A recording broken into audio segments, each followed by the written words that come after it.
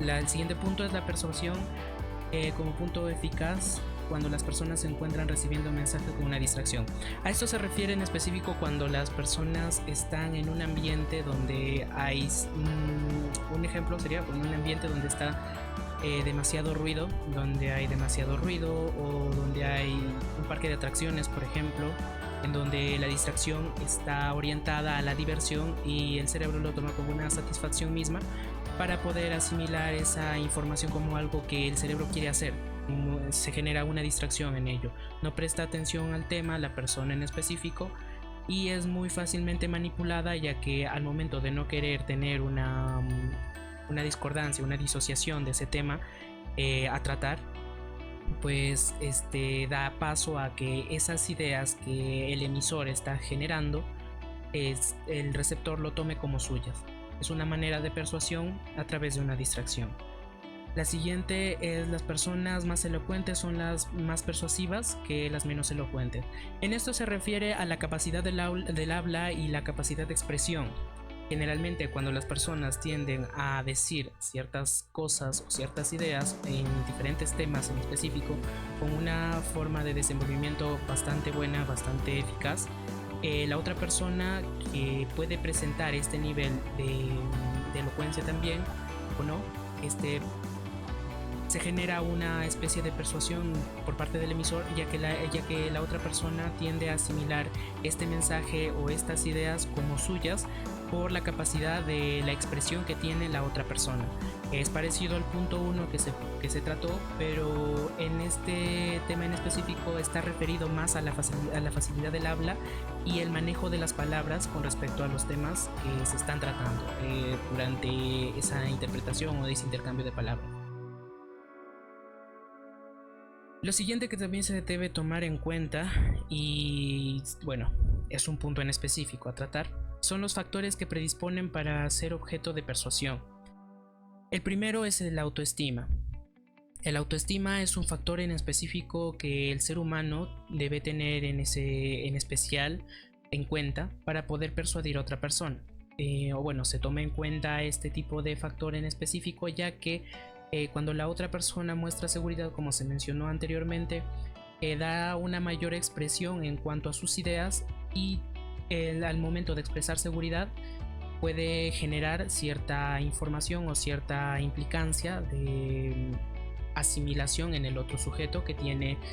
menos autoestima. El autoestima generalmente en torno a la seguridad es eficaz para que pueda generarse una persuasión con respecto al emisor ante el receptor. El siguiente es el autoritarismo. El autoritarismo o punto de autoridad generalmente, con respecto a ello, las personas que generan una persuasión en específico son las personas que están en un rango de autoridad por encima de la persona receptora, del receptor en sí, y esto se puede generar en torno a la implicancia de intercambio de información, una persuasión en cuanto a la imposición de ideas, por ejemplo, o en cuanto al intercambio de ideas en torno a si la otra persona es el superior de la otra persona, del receptor.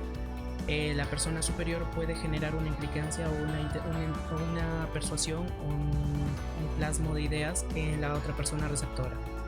Es más que todo por un nivel jerárquico, por un nivel de autoridad y respeto que se ha ido viendo en la sociedad, obviamente a través de las jerarquías. En cuanto se tiene el siguiente punto, el aislamiento social. Cuando una persona se mantiene aislada prácticamente de la sociedad,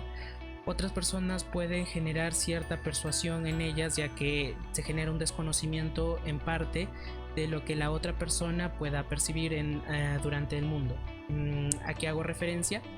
Es cuando una persona emisora, por decirlo así, que tiene más conocimiento en cuanto al mundo, en realidad está más informado, tiene más capacidad de información, puede persuadir con respecto a una persona que está aislada completamente del mundo y no tiene mucha idea de lo que se tiene o de lo que se está tratando en ese entonces, generándole en él un cambio de ideas en cuanto al saber más de la otra persona con respecto al emisor y el saber menos de la otra persona que es el receptor. El nivel de fantasía también influye bastante en cuanto es la persona en cuestión imaginativa, o en cuanto es más, bueno, se puede tratar un punto aquí en específico, lo de infantil, en sus pensamientos, en ideas, como puede intervenir allí en la parte del heroísmo, por decirlo así, y el nivel de credibilidad que le da a las cosas que no tienen cierto nivel de raciocinio, como pueden ser conspiranoias o ideas conspiranoicas, puede ser en específico, con respecto a las ideas que sí tienen un nivel de plasmar, por decirlo así, bastante real. En cuanto al nivel de fantasía, se refiere más a la atribución que se le da en cuanto a las emociones con respecto a la información en específico.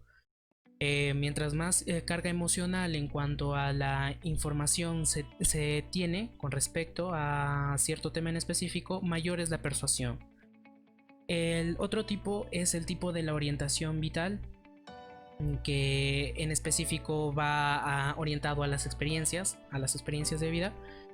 en donde la persona en cuestión, el emisor, va haciendo un tipo de influencia en parte de las experiencias con respecto a la información en específico del tema para el receptor, haciendo de que el receptor asocie los niveles de pensamiento, por decirlo así, las ideas que él ha tenido en cuanto a la orientación misma, en cuanto a la información misma que se le está brindando, una relación en cuanto a las experiencias y la información que se está expresando en ese momento. Como siguientes puntos se tiene la teoría de las respuestas cognitivas de la persuasión. Bueno, en la primera de la teoría de las respuestas cognitivas de la persuasión se menciona que el mensaje persuasivo